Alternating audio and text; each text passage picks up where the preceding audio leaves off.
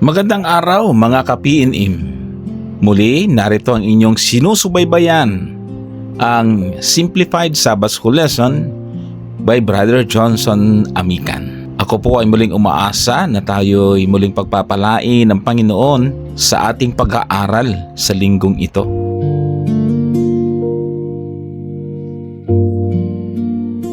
Ang ating pag-aaral ngayon ay Lesson 3 na may pamagat na Unity in Christ. Sa Tagalog, pagkakaisa kay Kristo. Bago tayo magpasimula, gaya ng dati, mayroon muna tayong maikling paalala o disclaimer.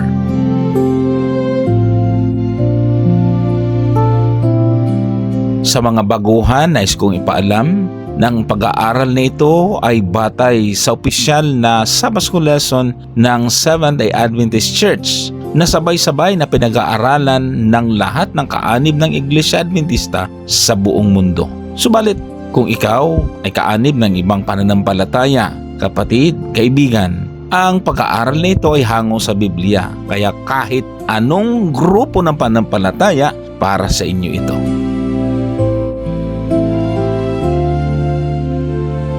Pinapaalala ko rin, ang ginagawa natin dito ay hindi natin pinapaikli ang ating aralin.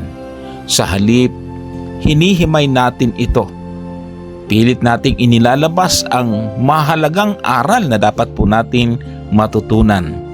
Ginagawa lang po natin itong simple at ipinapaliwanag sa madaling maintindihan. Gumagamit tayo ng Taglish upang mas maging malinaw ang mensahe ng Diyos para sa ating lahat.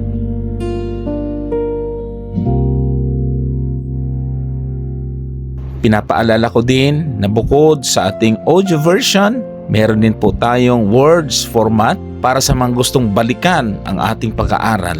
Ginagawa natin ito dahil nga marami ang taga-subaybay natin na ginagamit ito sa pagtuturo nila sa kanilang mga Sabbath School class. Pinapaalala ko din na available ito sa ating YouTube channel. Pinapaalala din natin na kung hindi ka pa nakakapag-subscribe sa ating pag-aralan natin sa YouTube channel, huwag mong kalimutang mag-subscribe at i-follow din ang ating personal Facebook account, ang Johnson Llamas Amican. Pansamantala ay meron tayong access sa ating pag-aralan natin page. Hindi pa ito totally na restored, pero marahil ay mapapanood na rin po ninyo ito. Ngayon ay puntahan natin ang mahalagang paksa na ating pag-uusapan sa buong sanglinggang ito. Ang ating memory text ay mababasa sa unang Korinto Kapitulo 1 at ang talata ay 10. Ngayon, ipinamamanhi ko sa inyo mga kapatid sa pamamagitan ng pangalan ng ating Panginoong Hesukristo na kayong lahat ay mangagsalita ng isa at huwag magkaroon sa gitna ninyo ng mga pagkakabahabahagi, kundi kayo'y mga lubos sa isa lamang pag-iisip at sa isa lamang pasya. Napakaganda ng panawagan ni Apostol Pablo. Hindi niya sinabi na maging pare-pareho tayo ng personalidad. Hindi rin niya sinabi na dapat pare-pareho tayo ng opinyon sa lahat ng mga bagay. Ang kanyang panawagan ay magkaisa tayo kay Kristo. Why this lesson important? Mga kapatid, napakahalaga ng araling ito. Bakit? Dahil isa sa pinakamabisang sandata ni Satanas laban sa iglesia ay division.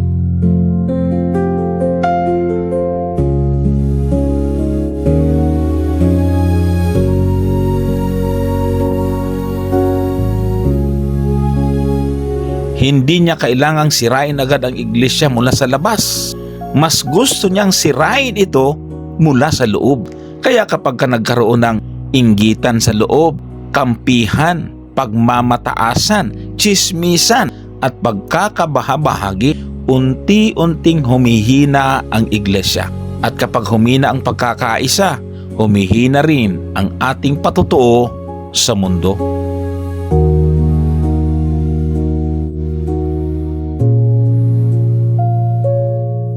Magandang halimbawa ang ginamit ng author ng ating lesson. Even animals know unity. Napakaganda ng introduction ng ating aralin ngayon. Sinasabi po ng may akda ng ating aralin na kahit ang mga hayop ay marunong mamuhay ng magkakasama. Nandyan yung mga wolves sama-samang naghahanap ng kanilang pangangailangan. May mga dolphins na nagtutulungan. May mga army ants na nagtutulungan sa paghahanap ng kanilang pagkain.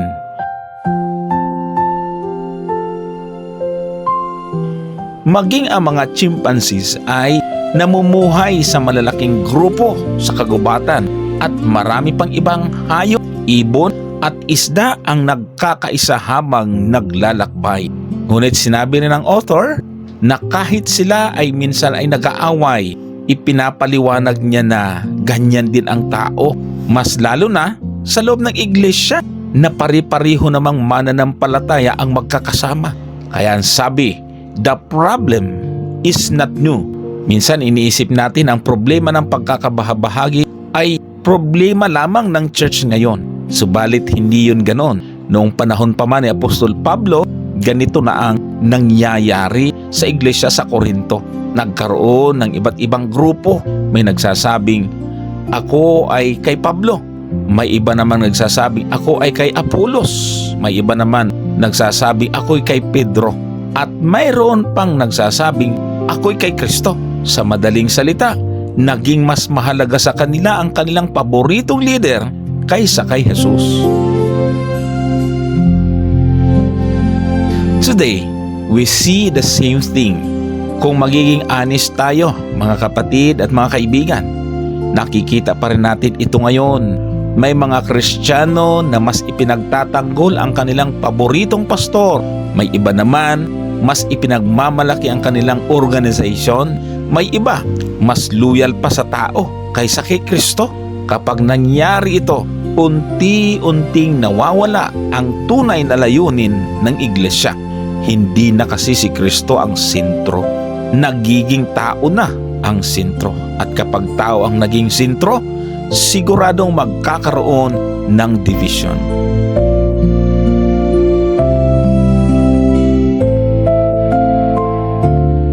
Our unity must be in Christ.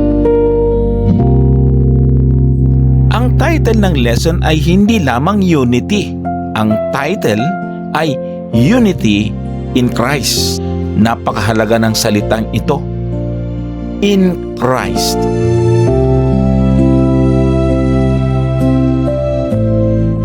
Maraming grupo sa mundo ang nakakaisa. May mga political groups, may mga business organizations, may mga clubs, may mga samahan. Ngunit ang pagkakaisang tinutukoy ng Biblia ay kakaiba. Ito ay pagkakaisa na ang sentro ay si Jesus.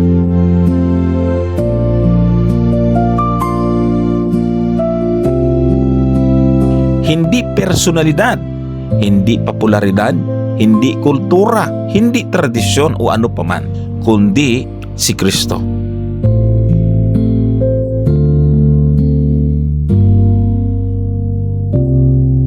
Jesus is the center.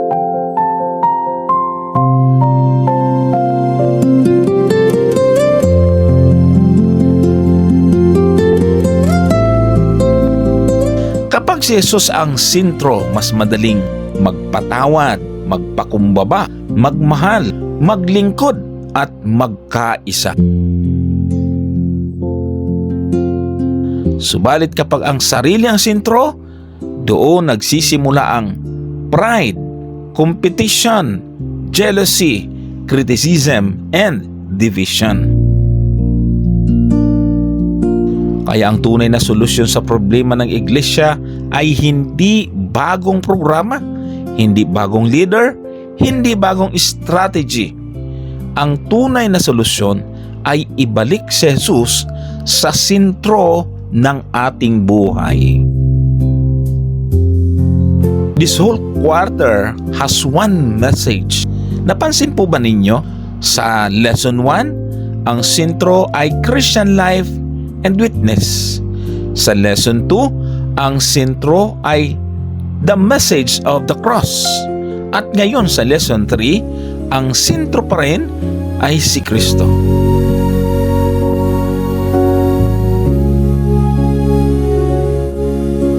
Napakalinaw ng gustong ituro ng ating iglesia. Kapag si Jesus ang sentro, kasunod na nito ang unity, love, humility, service, and mission.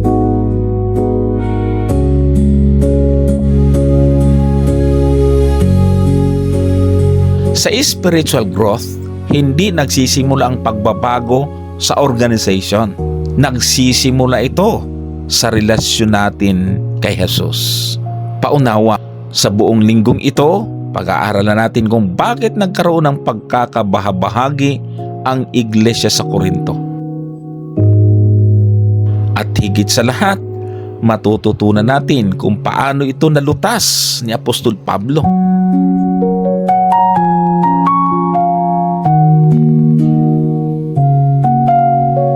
Makikita din natin na ang sagot ay hindi debate, hindi kampihan, hindi pagmamataasan. Ang sagot ay unity in Christ.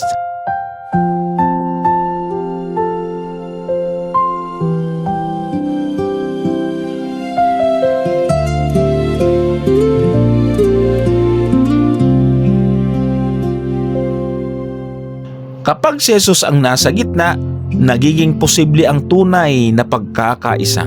Tandaan, ang tunay na pagkakaisa ay hindi nangangahulugang pari-pariho tayo ng personalidad o opinyon. Ang tunay na pagkakaisa ay nangyayari kapag pari-pariho tayong nakatingin kay Jesucristo. Kapag ang krus ang ating sentro, ang pag-ibig ang mananaig kaysa pride, ang pagpapatawad kaysa galit, at ang pagkakaisa kaysa pagkakabahabahagi.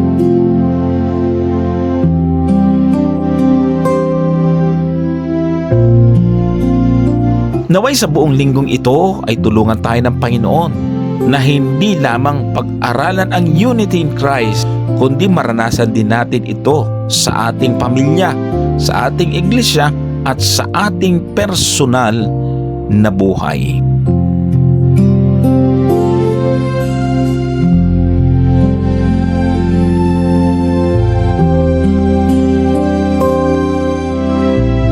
The problem of cliques in the church.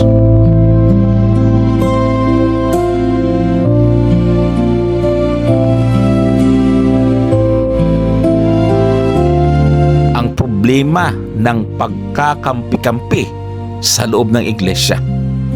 Sa ating memory verse sa unang Korinto 1:10, ngayon ipinamamanhi ko sa inyo mga kapatid, sa pamamagitan ng pangalan ng ating Panginoong Hesukristo, na kayong lahat ay mangagsalita ng isa lamang bagay at huwag magkaroon sa inyo ng mga pagkakabahabahagi, kundi kayo'y mga lapat sa isa't isa lamang pag-iisip at sa isa lamang pasiya.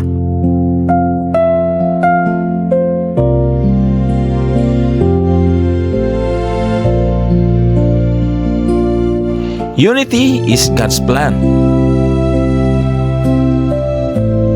Mga kapatid, napansin ba ninyo na halos sa lahat ng grupo ng tao ay may pagkakataong nagkakaroon ng pagkakampi-kampi, maging sa pamilya, opisina, sa mga paaralan, organizations, at kahit sa loob ng iglesia.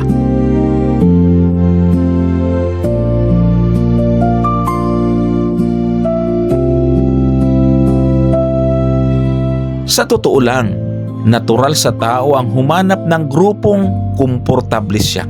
Pero kapag ang grupo ay nagsimula ng humiwalay sa iba, doon nagsisimula ang problema. Ito mismo ang nangyari sa iglesia sa Korinto.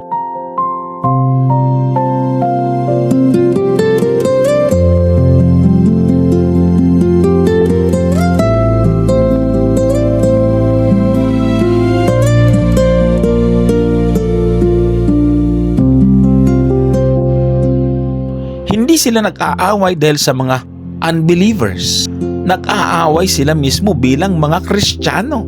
At ito ang unang malaking problema ang tinatalakay ni Apostol Pablo sa kanyang sulat.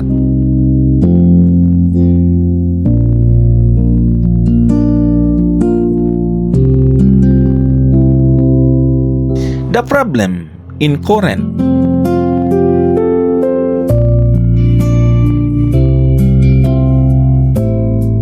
Unang Korinto 1 talatang 12, ganito ang nakasulat.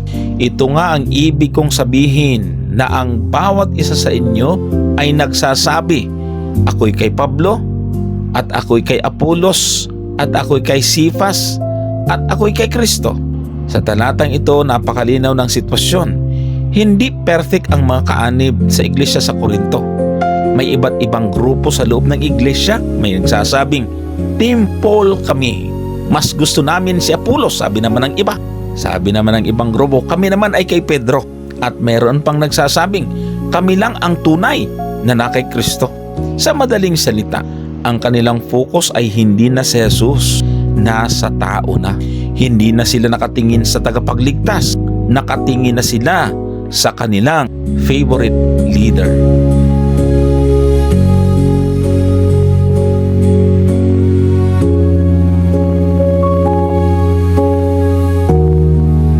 When leaders become the center, ito ang problema. Dito hindi sinasabi ni Pablo na masama ang magkaroon ng mga spiritual leaders. Kailangan natin sila kung tutuusin dahil ginagamit sila ng Diyos. Kaya natural lamang na humanga tayo sa kanila, lalo na kung lumalago tayo sa pamamagitan ng kanilang paglilingkod at lumalago din ang ating kaalaman sa salita ng Diyos sa pamamagitan ng kanilang kaalaman na ibinabahagi sa atin.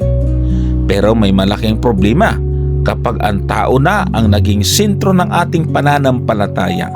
Dahil kapag nangyari iyon, doon nagkakaroon ng comparison, competition, pride at division.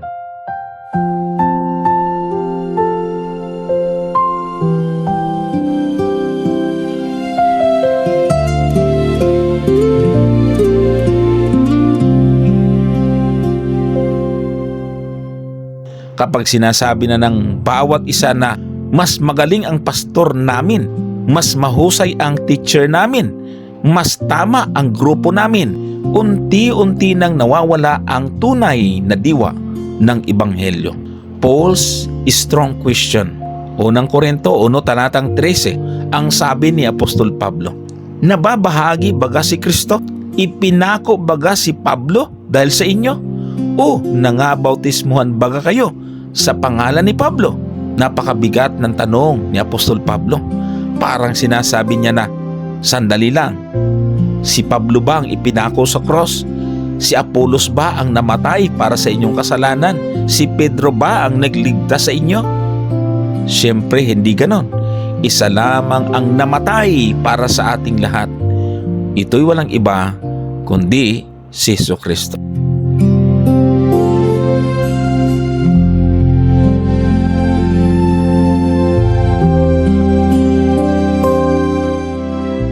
Isa lamang ang namatay para sa ating lahat. Walang iba kundi si Jesucristo. Kaya siya lamang ang dapat nating maging sentro ng ating pananampalataya. The danger of cliques.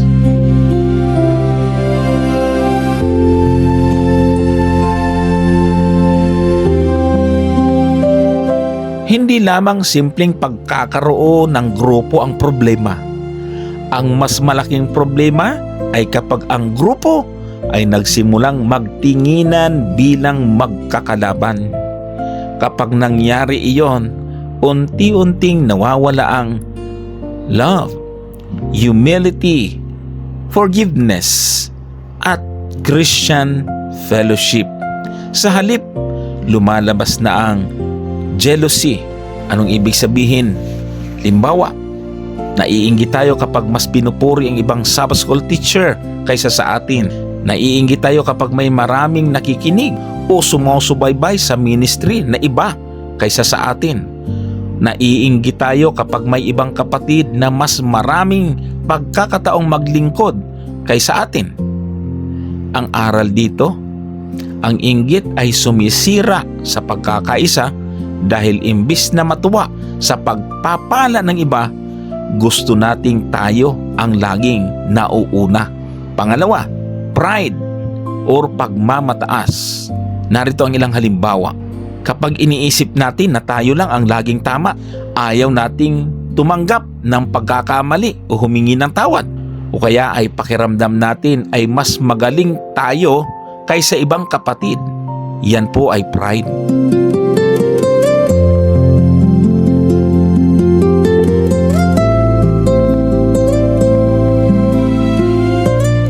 Ang pride ang dahilan kung bakit nahihirapan tayong magpakumbaba at magkaisa. Pangatlo, selfish ambition o makasariling hangarin. Ang mga halimbawa, kapag naglilingkod tayo para mapansin at mapuri ng tao, o kaya ay gusto nating tayo ang laging leader o speaker, o kaya naman mas iniisip natin ang sariling pangalan kaysa ikaluluwalhati ng Diyos. Delikado ito. Ang tunay na paglilingkod ay para kay Kristo, hindi para sa sariling karangalan. Tandaan natin yan.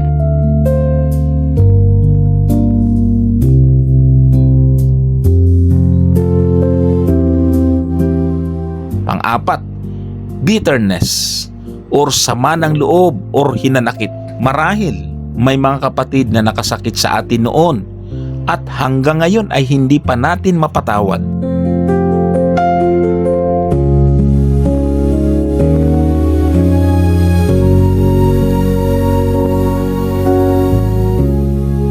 Hindi na tayo dumadalo sa church activities dahil may sama tayo ng loob sa isang church officer. O kaya naman, tuwing nakikita natin ang taong nakasakit sa atin, bumabalik ang galit at hinanakit.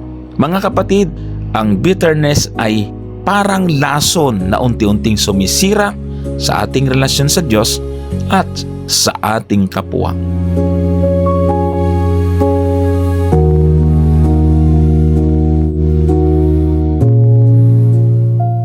Kapag ang isang iglesia ay puno ng jealousy, pride, selfish ambition, at bitterness, nawawala ang unity in Christ. Ngunit kapag ang bawat isa ay natutong maging humble, forgiving, loving, at Christ-centered, doon natin mararanasan ang tunay na pagkakaisa na nais ng Diyos para sa kanyang iglesia. Contention is a serious sin.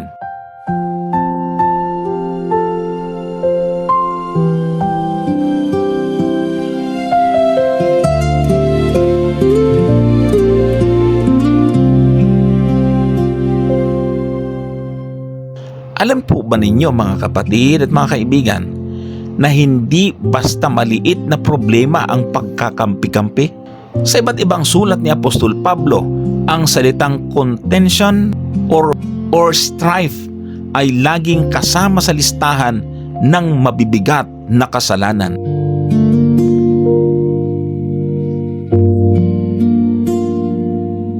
Halimbawa, sa Aklat ng Roma Kapitulo 1 talatang 29, ganito ang ating mababasa: na mga puspos ng lahat ng kalikuan, kasamaan, kasakiman, kasamaan, puno ng kapanaghilian, pagpatay, pagtatalo.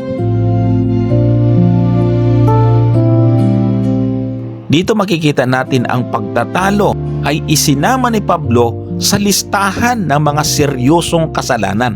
Sana napansin natin ito. Bakit kaya? Dahil sa totoo lang, sinisira nito ang katawan ni Kristo. Hindi lamang relasyon ng tao ang nasisira, pati ang testimony or patotoo at gawain ng iglesia. What was Paul's solution? Napakaganda ng ginawa ni Pablo, mga kapatid at mga kaibigan. Anong ibig sabihin? Hindi niya sinabi na palitan natin ang mga leaders. Hindi rin niya sinabi na magkaroon tayo ng eleksyon. Wala din siyang sinabi na gumawa tayo ng bagong grupo. Ang sinabi niya ay bumalik tayong lahat kay Kristo.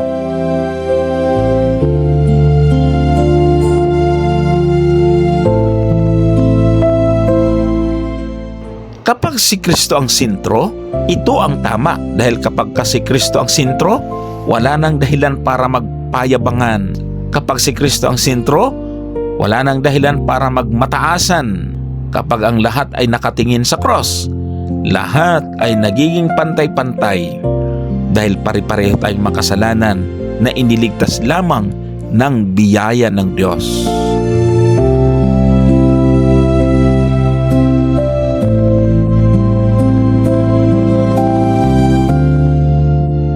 Ano ang mahalagang lesson sa atin nito? Ganito rin ang nangyari sa maraming iglesia ngayon. May mga nagsasabing, mas tama ang grupo namin. Ang sabi naman ng iba, mas malalim ang pagkaunawa namin sa Biblia. May nagsasabing, mas ginagamit kami ng Diyos kaysa iba. Sabi naman ng ilan, mas maayos ang pananampalataya namin kaysa iba. At meron naman nagsasabi, mas maraming alam ang ministry namin. Meron din naman nagsasabing, mas blessed ang church namin. O kaya, mas magaling ang pastor or speaker namin. Mas totoo ang aming interpretasyon kaysa iba. At ang sabi naman ng ilan ay, kay pastor ako, mas gusto ko ang style ng speaker na iyon. Hindi ako sasama dyan kasi hindi ko yan kapareho ng paniniwala.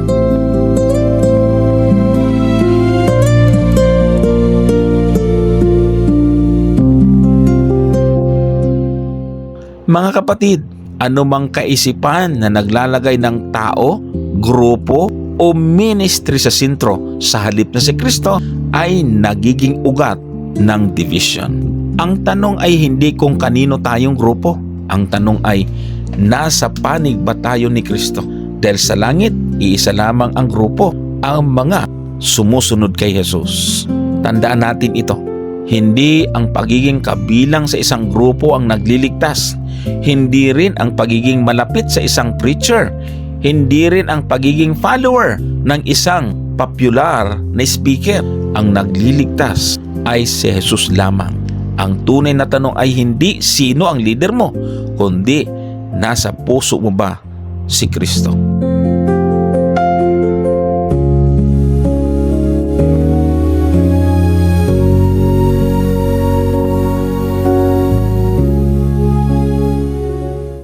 Alalahanin natin, ang pagkakaisa ng iglesia ay hindi nangangahulugang pare-pareho tayo ng personality. Hindi rin ibig sabihin na pare-pareho tayo ng opinyon sa lahat ng bagay.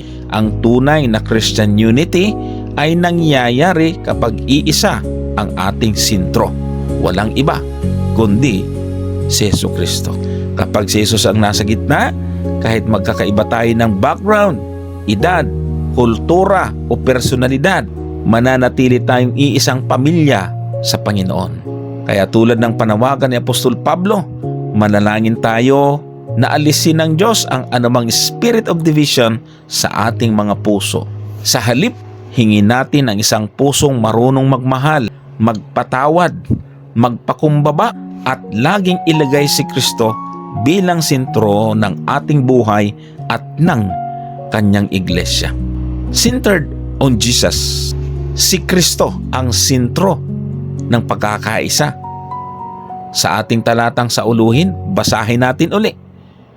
Ngayon, ipinamamanhi ko sa inyo, mga kapatid, sa pamamagitan ng pangalan ng ating Panginoong Jesucristo, na kayong lahat ay mangagsalita ng isa lamang bagay at huwag magkaroon sa inyo ng mga pagkakabahabahagi, kundi kayo'y mga lapat sa isa't isa lamang pag-iisip at sa isa lamang pasiyak.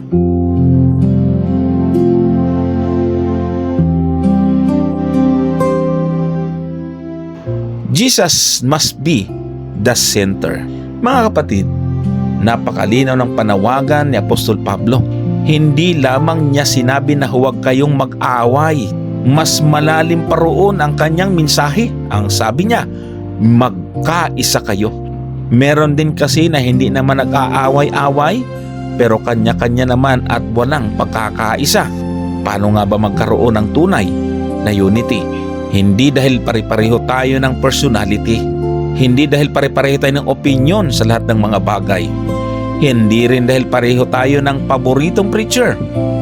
Ang tunay na pagkakaisa ay nangyayari lamang kapag iisang ating sentro at walang iba kundi si Jesucristo.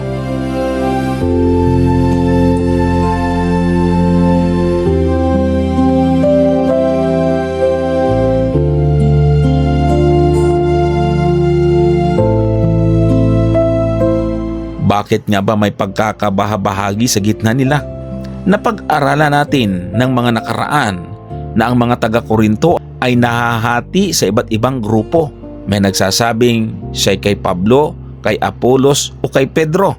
Sa madaling salita, people became the center instead of Christ. Hanggang ngayon, nangyayari pa rin ito.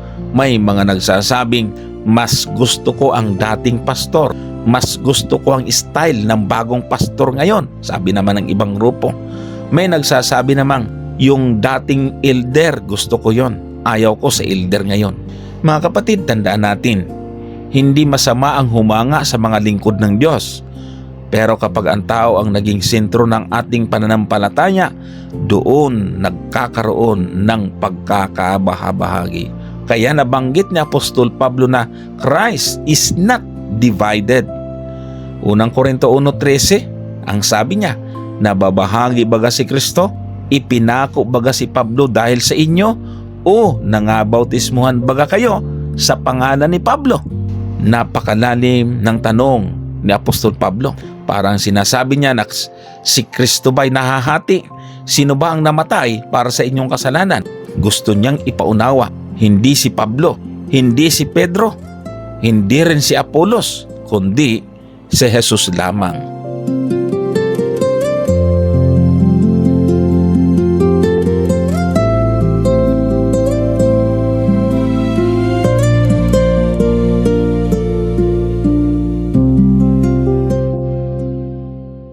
Iisa lamang ang tagapagligtas, kaya dapat iisa rin ang ating sentro. Ang sabi ni Pablo, we belong to Christ.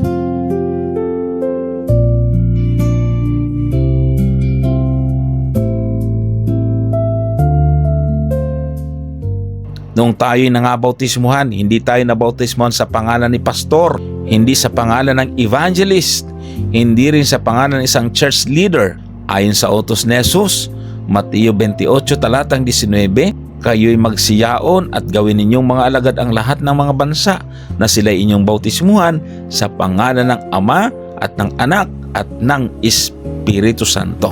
Ibig sabihin, ang ating loyalty ay unang-una ay para kay Kristo. Lahat ng leader ay servants lamang ng Diyos. Hindi sila ang sentro ng ating pananampalataya.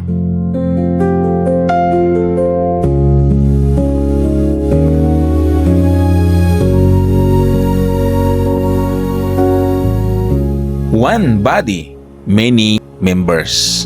Sinabi rin ni Pablo na ang iglesia ay katawan ni Kristo. Kaya gumamit siya ng isang magandang halimbawa. Sabi niya, maraming bahagi ang katawan. May kamay, may paa, may mata, may tainga.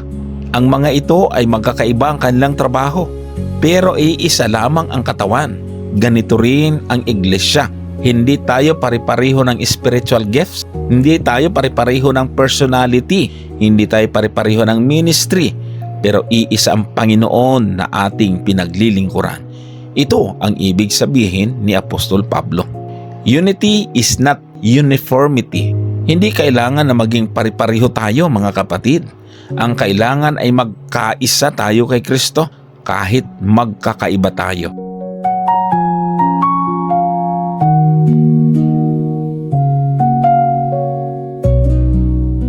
Unity does not remove diversity. Napakagandang isipin ito, mga kapatid at mga kaibigan. Hindi gusto alisin ng Diyos ang ating individuality. Hindi niya gustong maging magkakapareho tayong lahat dahil sa may iba-iba tayong talent, may iba't ibang experiences at may iba't ibang ministries. Pero lahat tayo ay dapat magtulungan para sa iisang layunin. Walang iba kundi sa ikaluluwalhati ng ating Panginoon.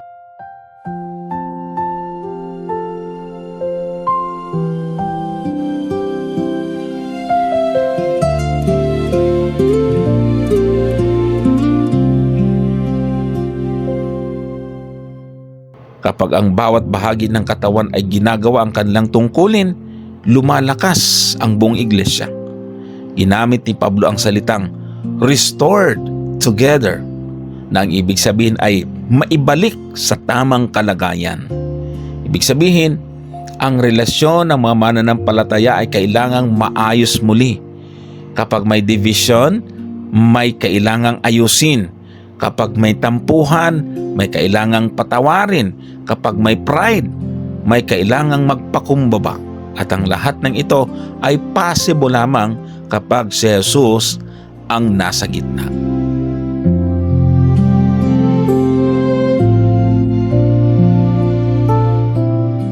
Small groups or cliques? May magandang tanong ang lesson. Masama ba magkaroon ng small groups? Ang sagot ay hindi. Sa katunayan, maraming blessings ang small group ministry. Dahil sa small groups, mas madaling mag-aral ng Biblia, mas madaling mag-pray together, mas madaling mag-encourage sa bawat isa, at mas madaling mag-alaga ng bagong mananampalataya. Kaya lang, kailan nagkakaroon ng problema? Kapag ang small group ay nagsimulang isipin na sila lamang ang tama, kapag ayaw na nilang makisama sa ibang grupo, kapag mas mahalaga na ang kanilang grupo kaysa buong iglesia, kapag ganon, hindi na iyon small group, nagiging clique na iyon. Ang small group ay dapat nag-uugnay sa buong iglesia, hindi naghihiwalay.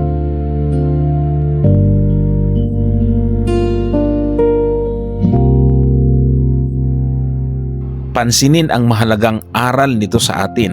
Mula sa mga paalala ni Pablo, ang iglesia ay hindi umiikot sa pastor, hindi umiikot sa elder, hindi umiikot sa famous speakers, hindi umiikot sa YouTube channel or sa Facebook page, hindi umiikot sa social media personalities.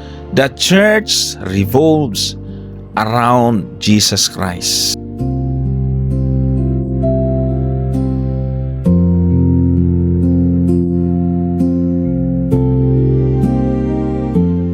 Lahat tayo ay mga lingkod lamang. Si Kristo lamang ang Panginoon.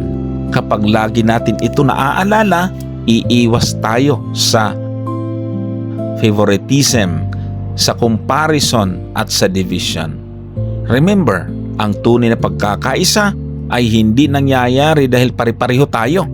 Nangyayari ito dahil iisa ang ating Panginoon.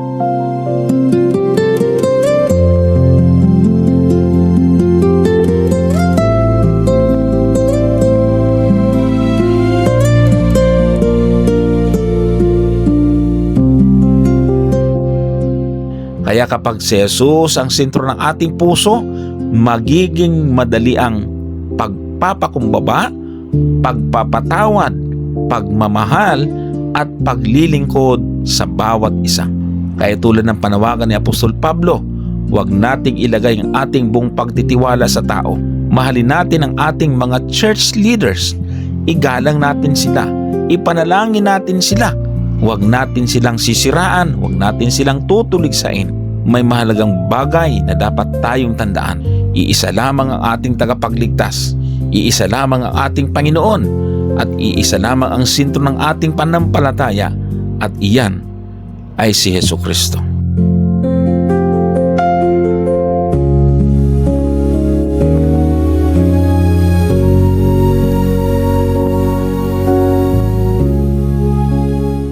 Wisdom and maturity. Karunungan or spiritual na paglago. Ganito ang ating mababasa sa unang Korinto Kapitulo 3, talatay 1 hanggang 3. At ako, mga kapatid, ay hindi nakapagsalita sa inyo ng gaya sa mga ukol sa espiritu, kundi gaya sa mga ukol sa laman, gaya sa mga sanggol kay Kristo. Kayo'y pinainom ko ng gatas, hindi ng lamang kati, sapagkat hindi pa ninyo kaya. Oo, hanggang ngayon, hindi pa ninyo kaya, sapagkat kayo'y mga ukol pa sa laman, sapagkat yamang may kapanaghilian at pagkakaalit sa gitna ninyo. Hindi baga kayo'y mga ukol sa laman at nagsisilakad ayon sa paraan ng mga tao?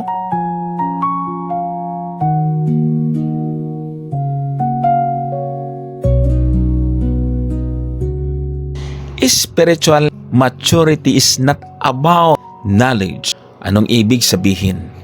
Mga kapatid, maraming tao ang nag-aakala na kapag marami kang alam sa Biblia, ibig sabihin ay spiritually matured ka na.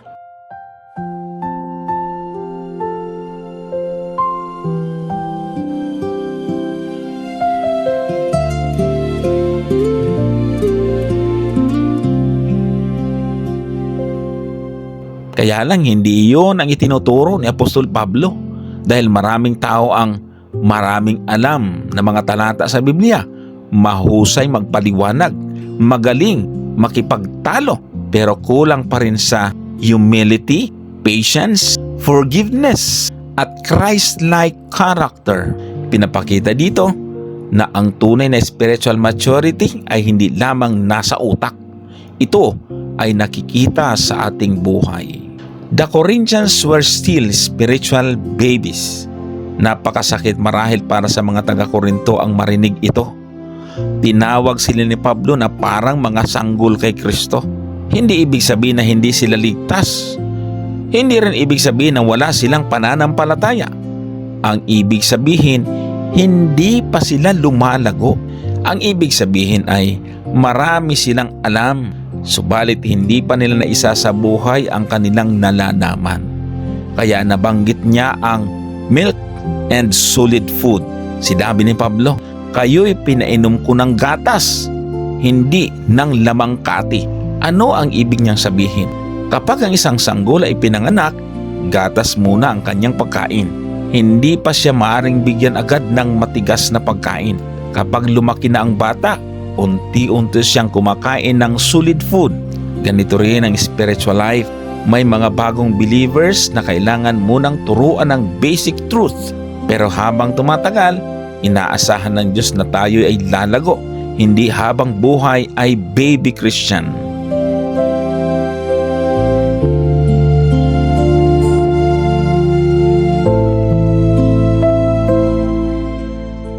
Paano nalaman ni Pablo na immature pa sila? Hindi dahil kulang sila sa knowledge, kundi dahil sa kanilang ugali.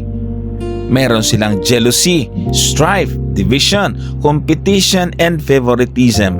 Ibig sabihin, ang kanilang kilos ay parang ordinaryong tao pa rin.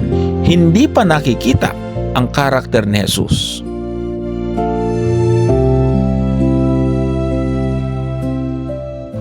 God's wisdom produce Christ-like character. Napag-aralan natin nung mga nakaraan na ang tunay na wisdom ay nagmumula sa Diyos. Hindi ito wisdom ng mundo, hindi ito human philosophy. Ito ay wisdom na ipinakita ni Kristo sa cross. Kapag ang wisdom ng Diyos ang nasa puso natin, unti-unti tayong nagiging katulad ni Jesus. Mas magiging humble, forgiving, loving, patient, at gentle. Ito ang tunay na spiritual growth.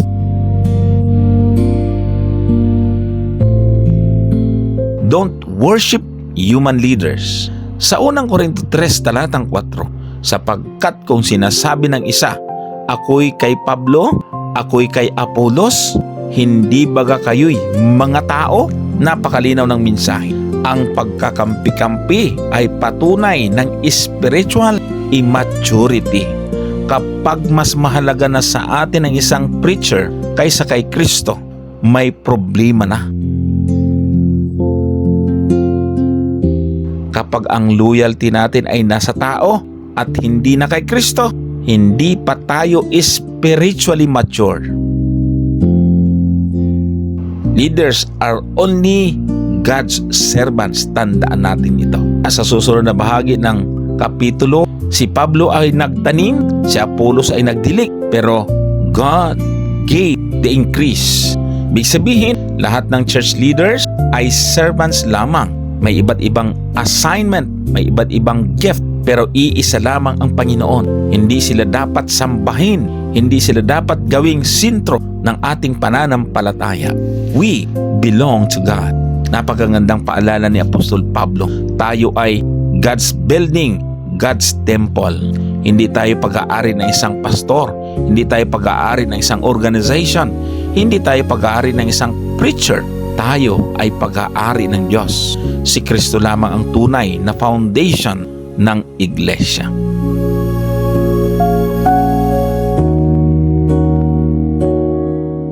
When leaders fail, may mga magagandang tanong sa atin. Ano ang mangyayari kapag ang taong hinahangaan natin ay nagkamali? Marahil naranasan na rin ito ng marami. May mga pastor na bumagsak, may mga church leaders na nadapa, may mga preacher na nagkamali. Masakit iyon.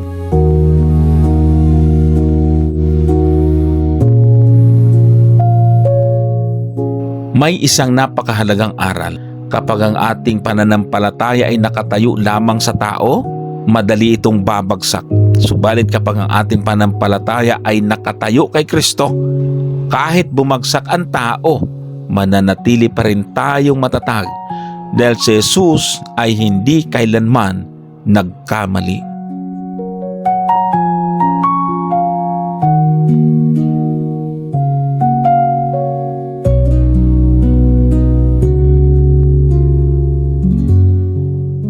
Muli, narito ang mahalagang aral sa bahaging ito. Napakaraming Christian leaders ngayon, mga sikat na pastor, evangelists, mga YouTubers, Bible teachers, at influencers. Okay naman na matuto mula sa kanila. Okay lamang na mabless sa kanilang ministry. Kaya lang, huwag nating kalilimutan, sila rin ay tao. Lahat sila ay maaaring magkamali. Kaya ang ating ultimate trust ay hindi dapat nasa tao. Dapat ito ay na kay Kristo lamang. Remember, ang tunay na spiritual maturity ay hindi nasusukat sa dami ng alam natin. Nasusukat ito sa kung gaano tayo nagiging kagaya ni Jesus. Kapag tayo ay tunay na lumalago, unti-unting nawawala ang pride, jealousy, selfishness, favoritism at division. Sa halip, mas lumalalim ang ating faith, humility, love, unity at commitment kay Jesus.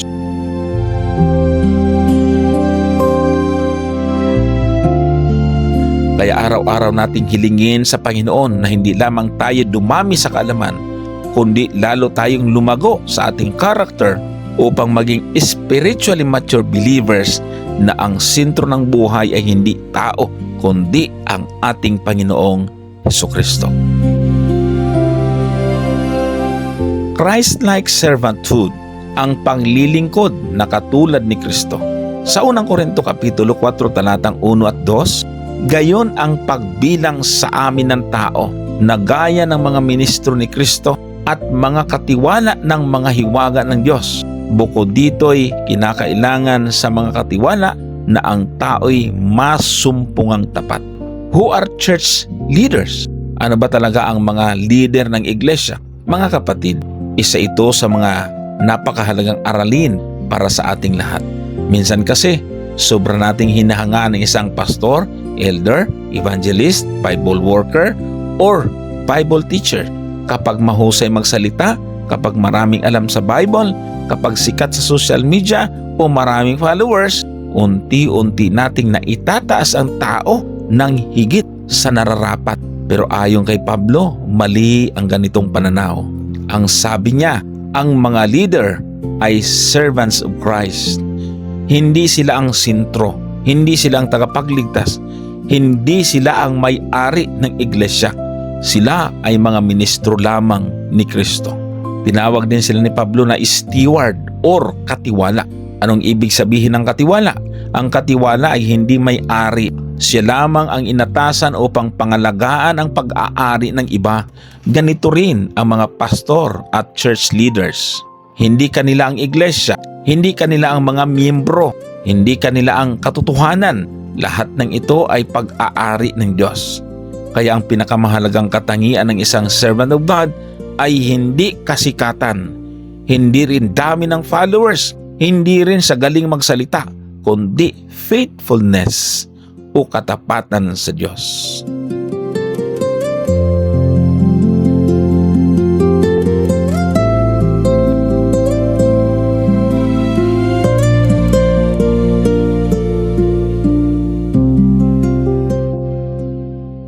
The mind of Christ. Nauna nang sinabi ni Pablo, unang Korinto 2:16, ngunit nasa atin ang pag-iisip ni Kristo.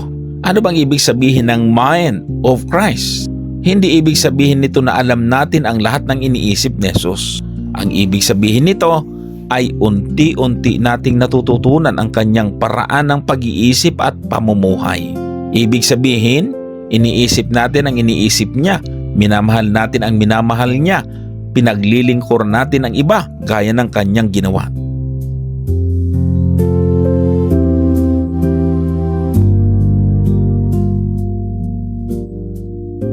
Sa madaling salita, to have the mind of Christ means to become more like Christ every day. The example of Jesus. Basahin natin ang sinabi ni Apostol Pablo, Filipos 2 talatang 5 hanggang 8.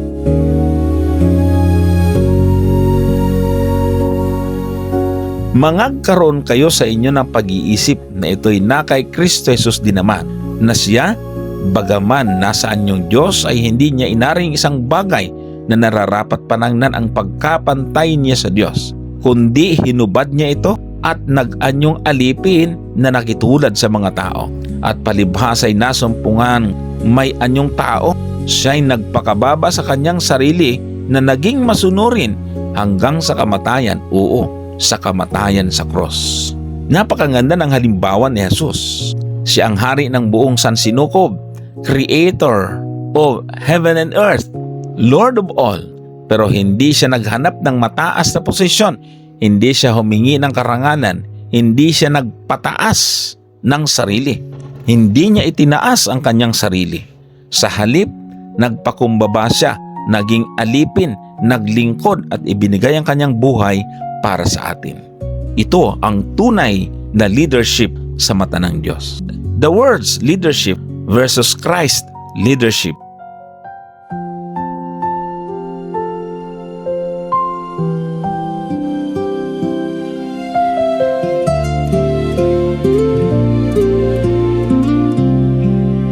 Sa mundo ngayon, iba ang standard ng leadership. Kapag leader ka, gusto mong ikaw ang pinakakilala, pinakamataas, pinakamakapangyarihan, pinakamayaman, pinakasinusunod. Pero sa Kingdom of God, baliktad ang prinsipyo. The greatest is the servant. The highest is the one who humble himself. The strongest is the one who serves. Ito ang Christ-like leadership. Why do cliques happen? Naalala natin ang problema sa Korinto. Nagkaroon ng kanya-kanyang grupo. Ako'y kay Pablo, ako'y kay Apolos, ako'y kay Sipas. Bakit? Dahil mas nakatingin sila sa tao kaysa kay Kristo. Kapag ang focus natin ay nasa tao, madaling magkaroon ng comparison, madaling magkaroon ng favoritism, madaling magkaroon ng division. Pero kapag kay Jesus ang sentro, lahat tayo ay pantay-pantay sa paanan ng cross.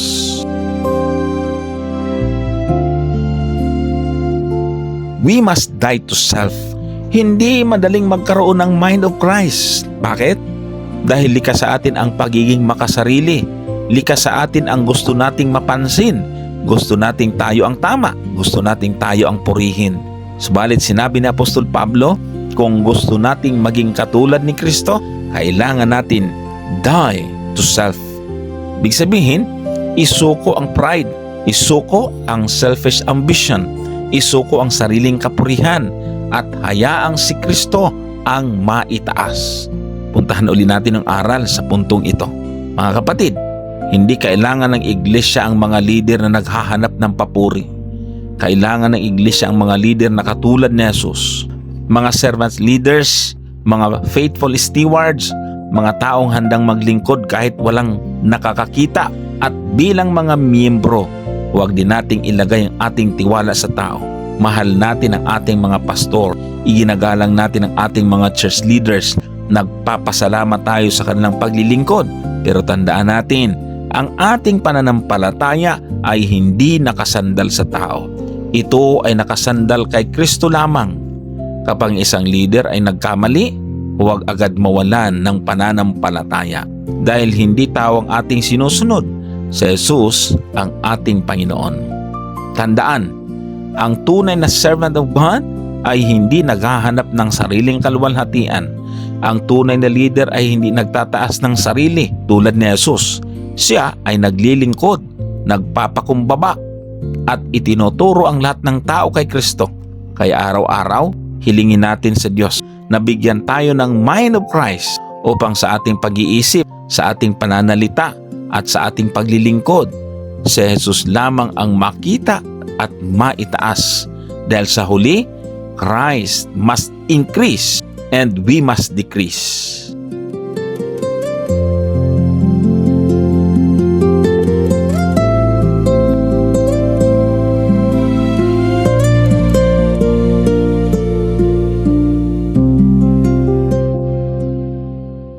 A lifestyle that reflects the cross. Pamumuhay na sumasalamin sa cross. The cross changes how we lead. Mga kapatid, sa mga nakaraang araw, natutunan natin na hindi dapat magkaroon ng cliques or pagkakampi-kampi sa loob ng iglesia.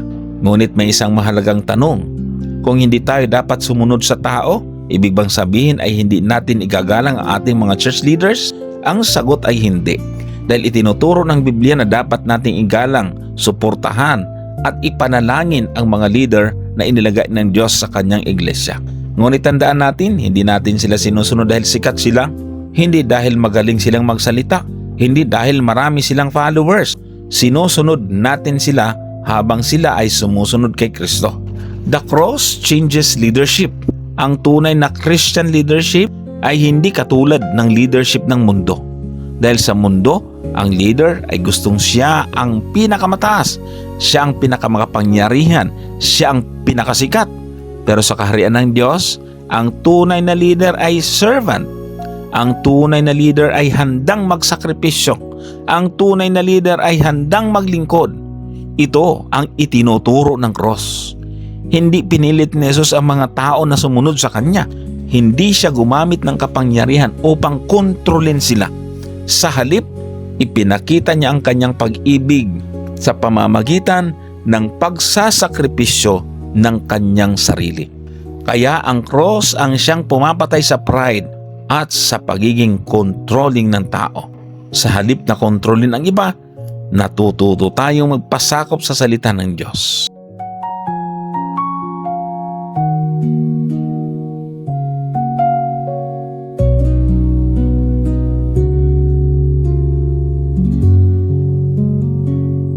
Theology of the Cross.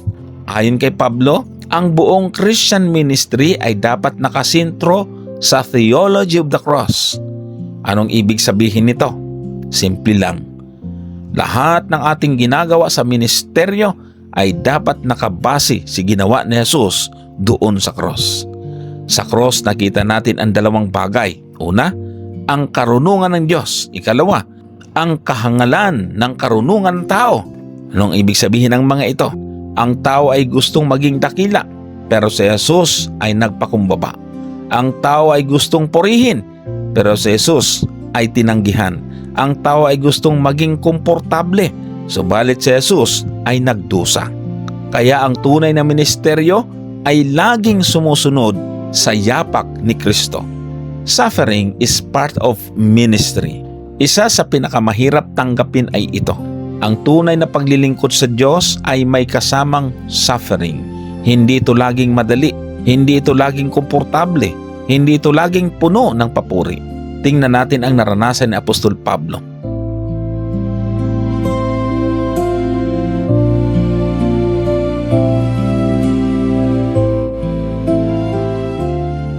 Kung ating babasahin ang 2 Korinto Kapitulo 11, 23 hanggang 28, sa mga talata niyan maraming bisis niyang sinasabi ang ipinabilanggo, pinalo, binugbog, binato, na aksidente sa paglalayag, nagutom, nauhaw, nilamig, pinag-uusig, at halos araw-araw ay pasan ang bigat ng pag-aalala sa lahat ng iglesia.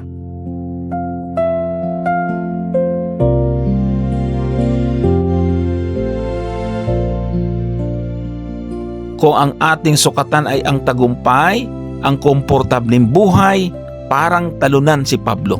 Subalit sa mata ng Diyos, isa siya sa pinakadakilang lingkod ni Kristo.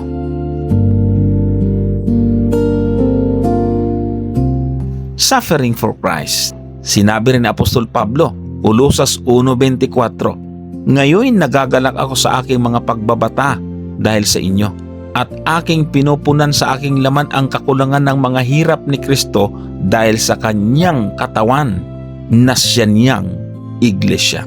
Hindi ibig sabihin nito na kulang ang paghihirap ni Jesus para sa ating kaligtasan.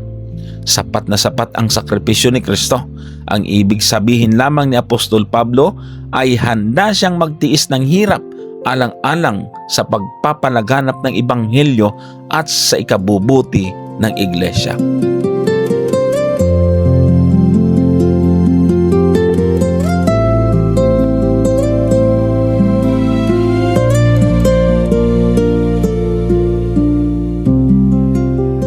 Ganito ang puso ng isang tunay na servant of God, handang magsakripisyo, handang magtiis, handang maglingkod.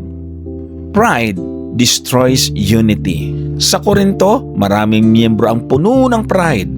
Inakala nilang sila ay wise, rich, strong, at successful. Pero sinabi ni Pablo na ang ganitong pagmamataas ang ugat ng pagkakahati-hati sa iglesia. Kapag ang tao ay puno ng pride, gusto niyang siya ang masunod. Kapag puno ng pride, hirap siyang magpatawad. Kapag puno ng pride, lagi niyang iniisip ang sarili. Pero ang cross ay nagtuturo ng kabaliktaran. Tinuturo nito yung humility, sacrifice, love, at service. Puntahan natin ang mga aral sa puntong ito. Mga kapatid, maraming tao ngayon ang gustong maglingkod sa Diyos.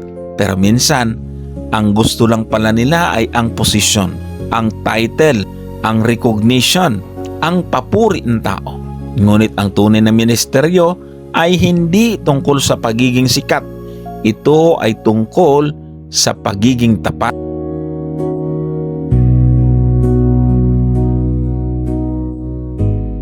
Minsan, walang nakakakita ng ating paglilingkod.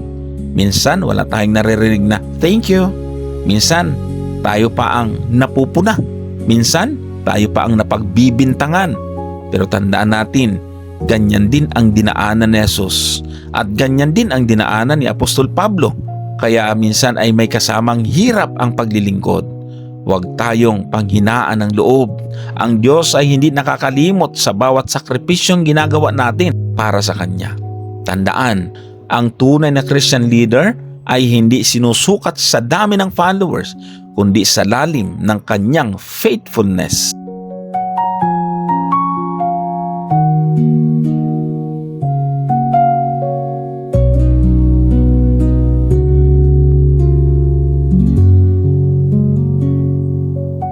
Ang tunay na servant of God ay hindi naghahanap ng papuri, kundi naghahangad ng maitaas si Kristo. At ang tunay na ministeryo ay hindi laging madali. May kasama itong sakripisyo, pagdurusa, pagtitiis. Ngunit kapag ang ating buhay ay sumasalamin sa cross, nagiging malinaw sa mundo na si Jesus ang ating sinusunod. At sa huli, ang pinakadakilang tagumpay ay hindi ang papuri ng tao, kundi ang marinig natin balang araw ang mga salitang, "Mabuti, mabuti, ikaw na mabuti at tapat na alipin."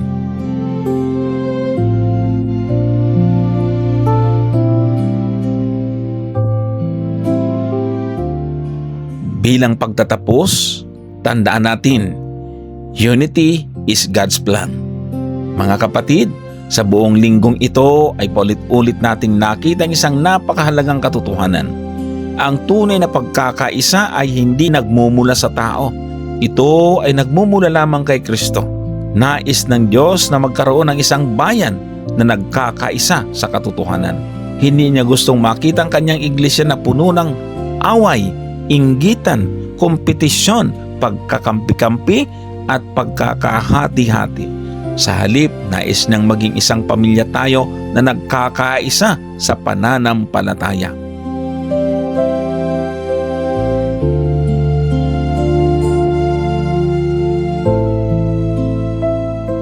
Christ's prayer for unity.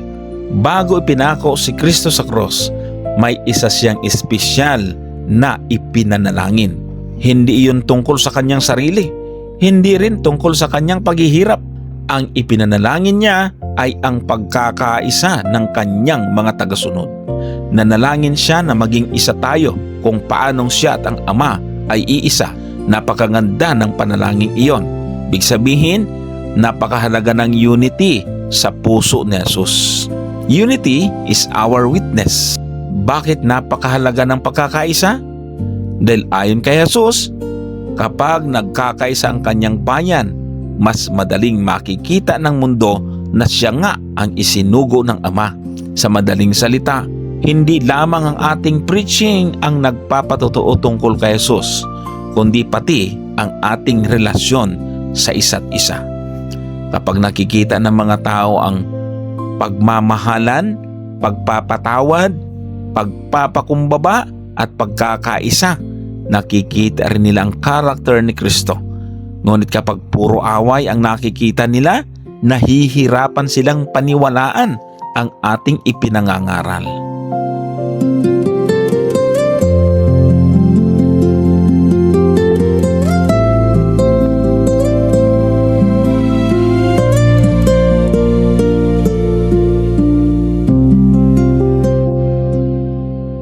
The church builds, not destroys. Mga kapatid at mga kaibigan, tandaan natin, hindi tayo tinawag upang sirain ang kapatid. Tinawag tayo upang palakasin ang isa't isa. Hindi tayo tinawag upang maghanap ng mali at pulaan ang mga lider. Hindi tayo tinawag para siraan ang iglesia. Tinawag tayo ng Diyos upang magtulungan sa gawain ng Diyos. Huwag naman sana ng ating ministry sa social media ay ang punahin, bulihin ang hindi natin kasundo. Sirain ang imahe ng ating mga leader. Hindi ito ang Espiritu ni Kristo.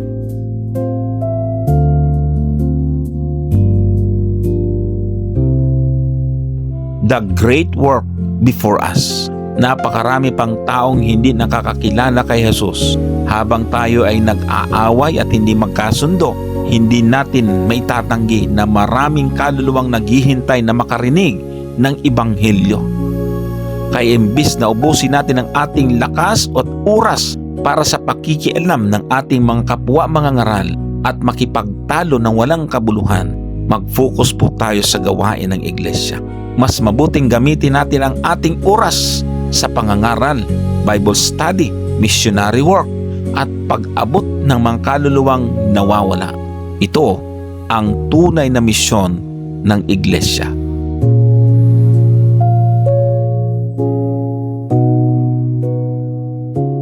Ulitin natin ang mahalagang mga tanong. Bakit nga ba mahalaga ang pagkakaisa? Sinabi ni Jesus sa Juan Kapitulo 17 ng ating pagkakaisa ay maging patunay sa mundo na siya ay tunay na isinugo ng Diyos. Napakagandang mensahe ito. Hindi lamang salita ang nagpapatunay sa katotohanan. Hindi lamang ang ating sinasabi, kundi pati ang ating buhay. Kapag ang mga tao ay nakakita ng isang iglesyang puno ng pag-ibig, mas madali silang maakit kay Kristo. Ngunit kung puro away at pagkakahati-hati ang kanilang makita, maaring isipin lang, walang kaibahan ang iglesia sa mundo.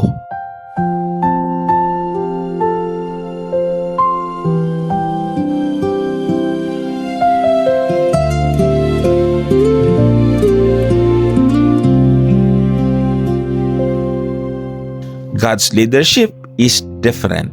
Napag-aralan din natin na ang mga apostol ay dumaan sa maraming paghihirap.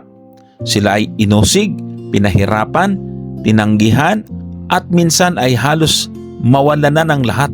Ngunit hindi sila tumigil. Sa panahon natin ngayon, madalas ang hinahangaan ng mundo ay popular, mayaman, sikat, makapangyarihan. Ngunit sa Diyos, ang tunay na leader ay handang maglingkod, magsakripisyo, magpakumbaba at magtiis alang-alang kay Kristo. Iyan ang leadership na ipinapakita ni Jesus. Can we imitate human leaders?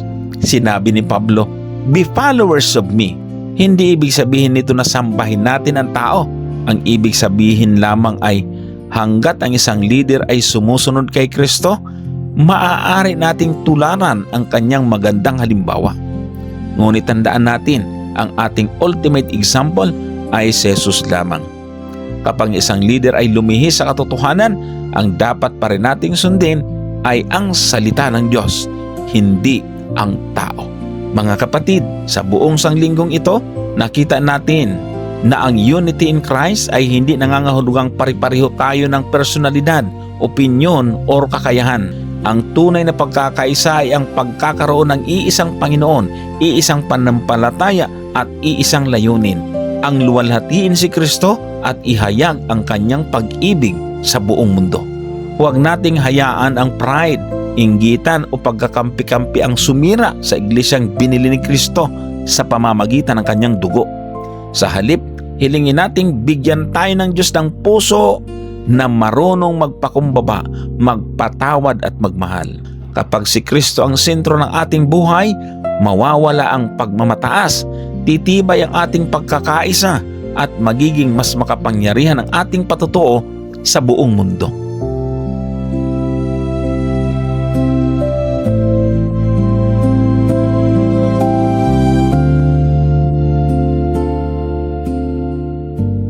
Tandaan natin, hindi tayo tinawag upang magtayo ng sariling grupo.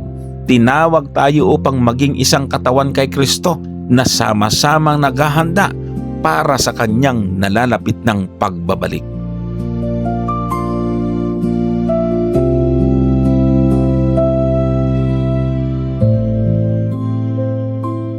Mga kapatid, bago tayo magtapos, nais kong ibahagi sa inyo ang ating inside story sa linggong ito.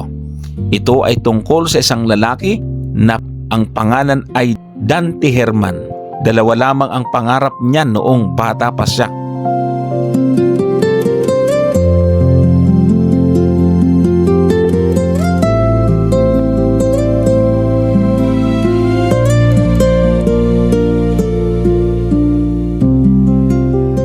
Una, gusto niyang maging millionaire. Pangalawa, gusto niyang maging isang tattoo artist. Noong siya ay 12 taong gulang pa lamang, sinabi niya sa lahat ang kanyang pangarap ay yumaman. Pinagtatawanan siya ng mga tao. Sinabi niya, kung gusto mong yumaman, kailangan mong magtrabaho ng husto. Ngunit sumagot si Dante, hindi, magiging millionaire ako kahit hindi ako naghihirap sa trabaho. Isa siyang batang puno ng pangarap, a miracle from the beginning. Alam ba ninyo na si Dante mismo ay isang himala? Maraming taon na hindi magkaanak ang kanyang mga magulang. Sinabi pa ng mga doktor na imposible na silang magkaroon ng anak. Ngunit sa awa ng Diyos, isinilang si Dante. Gayunman, mahina ang kanyang katawan. Sinabi ng mga doktor na kailangan nilang lumipat sa mas mainit na lugar upang siya ay mabuhay. Kaya lumipat sila mula sa Germany patungo sa Canary Islands sa Spain. Pagsapit ng edad na 16, wala pa rin nangyayari sa kanyang mga pangarap. Huminto siya sa pag-aaral, nagtrabaho bilang handyman. Ngunit maliit lamang ang kanyang kinikita. Kalaunan, pumasok siya sa pagbibinta ng illegal na droga, lalo na ng cocaine. Mas lumala pa ang kanyang buhay hanggang sa isang araw, gumawa siya ng kasunduan sa dyablo.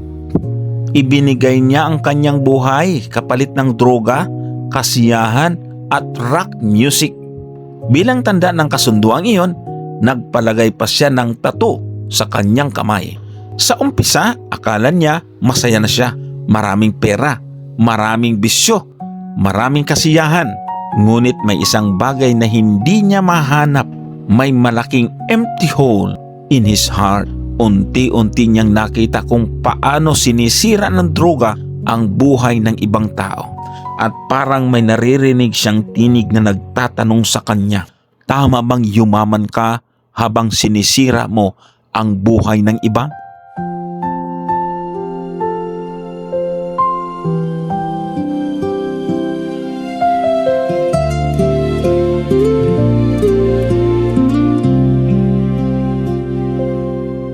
Dumating ang araw, nagkaroon siya ng problema sa pulis. Tumakas siya pabalik ng Germany, ngunit hindi pa rin siya naging masaya. Makalipas ang ilang taon, bumalik siya sa Canary Islands. Iniwan niya ang droga. Natuto siyang maging tattoo artist. Natupad ang isa niyang pangarap. Maganda pa rin ang kanyang kinikita, ngunit hindi pa rin siya tunay na masaya. The second dream. Pagkatapos, may nangyaring hindi niya inaasahan. Ang kanyang ama ay nagsampa ng malaking kaso laban sa isang beverage company. Kapag nanalo ang kaso, milyon-milyong dolyar ang maaaring makuha. At sinabi ng kanyang ama, kapag tinulungan mo ako, bibigyan kita ng 10%. Dito mukhang matutupad na ang pangarap niyang maging millionaire. The greatest discovery. Kasabay nito, may isang kaibigan na nagbigay sa kanya ng Biblia. Sinimulan niya itong basahin at nabasa niya ang isang talata na nagsasabing, ang pagpapala ng Panginoon ay nagpapayaman at hindi niya ito dinaragdagan ng kapanglawan. Naisip niya, kapag ibinigay ko ang puso ko sa Diyos, pagpapalain niya ako at yayaman ako. Kaya ibinigay niya ang kanyang buhay kay Jesus. Ngunit may natuklasan siyang higit pa sa pera.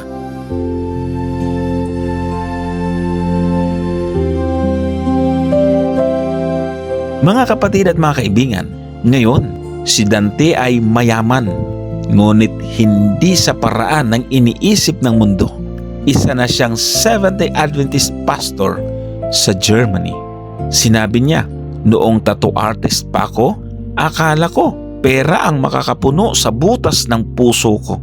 Akala ko kailangan kong maging millionaire, pero ang kailangan ko pala ay si Jesus. Mga kapatid, napakaganda ng mensahe ng ating inside story. Maraming mga tao ang naghahanap ng kasiyahan sa pamamagitan ng pera, tagumpay, katanyagan, bisyo o anumang bagay na inaalok ng mundo. Ngunit kagaya ni Dante, darating ang panahon na mapagtatanto natin na walang anumang kayamanan sa mundong ito ang kayang punan ang pangangailangan ng ating puso. Si Jesus lamang ang makapagbibigay ng tunay na kapayapaan at tunay na kayamanan. At iyan din ang pinakamahalagang aral ng ating buong lesson sa linggong ito. Natutunan natin na ang iglesia ay hindi dapat nakasintro sa tao o sa grupo o sa kanino mang paboritong leader. Ang sintro ng ating buhay at pananampalataya ay dapat si Kristo lamang. Kapag si Kristo ang ating sintro, mawawala ang pride, mawawala ang pagkakampi-kampi. Matututo tayong magmahal, matututo tayong magpakumbaba at magkakaroon ng tunay na unity in Christ. Kaya habang naghahanda tayo sa nalalapit ng pagbabalik ng ating Panginoon, hilingin natin na baguhin niyang ating puso upang maging isa tayo sa Kanya at sa ating mga kapatid. Remember, the greatest treasure is not found in money, popularity, or success. The greatest treasure is a personal relationship with Jesus Christ. God bless everyone at magkita-kita po tayo muli sa mga susunod nating pag-aaral sa ating Simplified Sabbath School lesson. Kapatid, kung ikaw ay pinagpala ng programang ito, ibahagi mo ito sa iba upang maging pagpapala din sa kanila. Kung ikaw ay hindi pa nakaka-follow sa aking personal Facebook account, Johnson Llamas Amican, paki-follow. At kung hindi mo pa na-subscribe ang ating YouTube channel, paki-subscribe ang Pag-aralan Natin YouTube channel. Paki-follow na rin ang ating Pag-aralan Natin page sa Facebook. Hanggang sa muli, maraming salamat po sa inyong walang sawang pagsubaybay.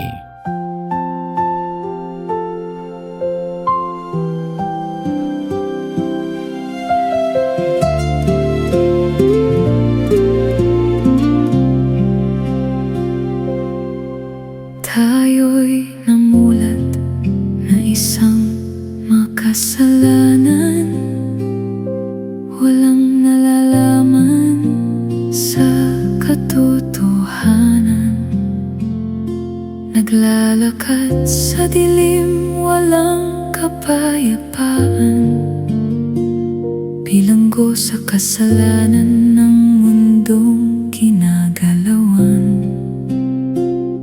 Subalit sa bawat araw na nagdaan, ikaw ay kaniyang tinatawagan.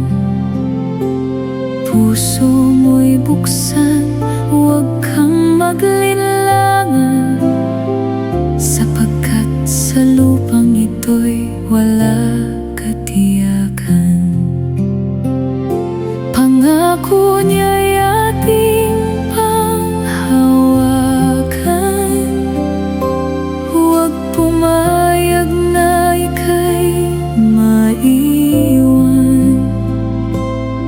Mundong ito'y walang kapayapaan, kasayahan pawang panandalian lamang.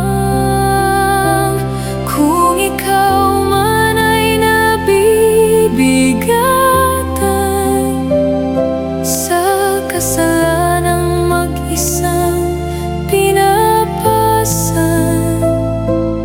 ang Panginoon siyang ating katuwang. Lumapit ka sa Kaniya, hindi Kanya iiwan. Huwag ka nang mag-alinlangan, ang tawag niya'y pakinggan. Dating buhay mo'y iwanan, tanggapin siya na lubusan. Ang buhay sa lupa'y di tiyak, mundo'y patungo sa pagkawasak. Panginoon ang tanging pag-asa, ang ating tanging tagapagligtas.